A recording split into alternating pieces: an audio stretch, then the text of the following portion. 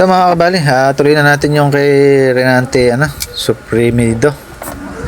Ito yung pangalawa niya. Bali yan ang sabi niya, sira lang po nito. Umiinit po, umiiba ang tunog. Yan, pa-upgrade na rin daw. Yan, ang sabi niya, upgrade na rin. Pero dito, kupi yung natin, yung ating malamang to sa to nagkaganito sa padala. Baka maluwag kasi yung box niya. Dapat kung magpapadala kayo, yung pit na pit lang din sa sa inverter para hindi siya maalog. Bali sa loob umiikot yung mga inverter kaya sobrang laki niya yung box niya.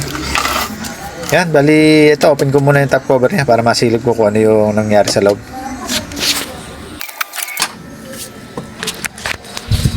Ito mga kabali yung yung top cover natin, BS999 39.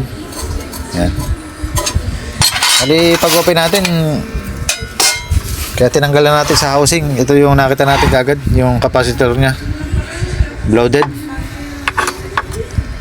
Saka mukhang palitin yung lakasan nito, may kalawang na. Sabay-sabay na natin papalitan yung dapat palitan para hindi na babalik. Yan, bali nakakita na tayo ng papalitan. Palang blower nito sinabay na sa pindot. Yan, wala naman na ako nakakita ng ibang bali unahin lang natin to, sabay upgrade na to. Yung 4 UF na to gagawin natin 475. Yan, 4 UF. Yan, bali tanggalin ko muna yung sira na to. Tapos testing ako ng ng pondo, kung magpo-pondo pa itong natin, filter capacitor. Yan, bali yun muna gagawin ko. Palitan ko ito.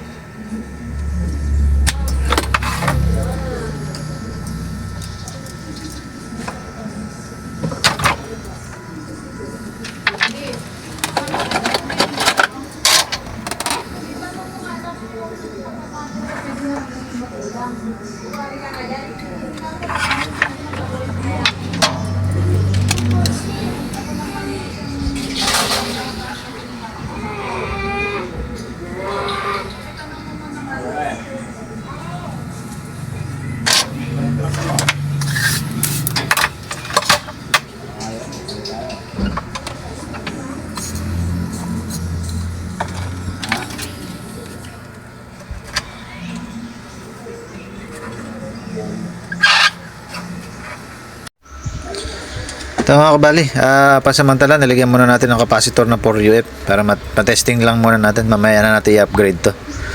Yan, wala pa tayong pinapalitan kundi yung capacitor lang. Testing muna natin kung maandar siya para makakita natin yung before and after ng lakas niya. Yan, bali kabitan ko lang muna ng output. Yan. Test valve lang muna ikakabit ko. Ay, lumalagitik na may relay. Ayan, okay naman. Yan, maandar naman siya. Tumutunog naman. Yan. Kaya lang, walang blower. Walang blower. Ay, putol pala. Putol pala yung blower. Ito. Putol siya. Kaya muna natin lalagyan ng blower. Ayan, naka-direct na tayo. Tignan natin kung maandar. Maandar.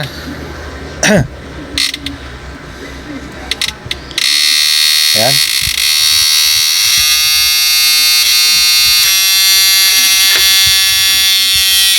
Bali yan, maandar na.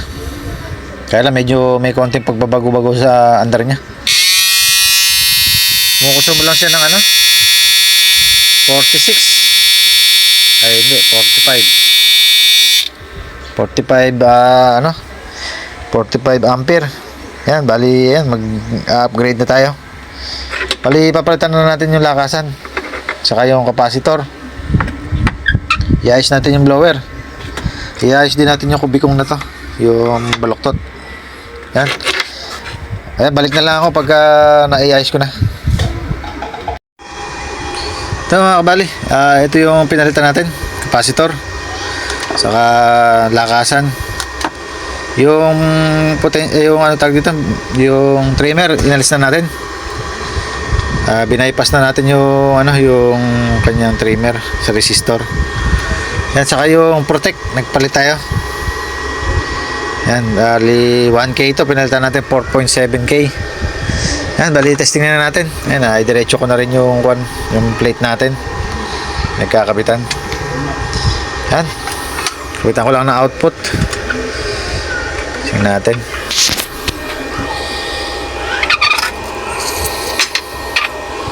Test valve lang muna tayo. Testing natin kung tutunog. Yan, on ko na. Yan, tumutunog siya. Okay. Direct natin.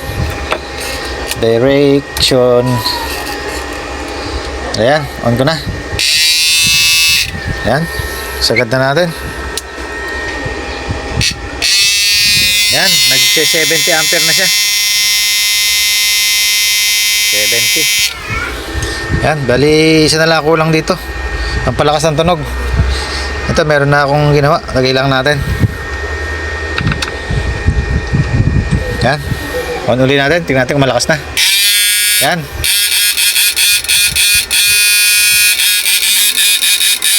Tingnan natin kung kaya yung 4K. Kaya naman. Kaya, diretso. Andar naman sa 4K.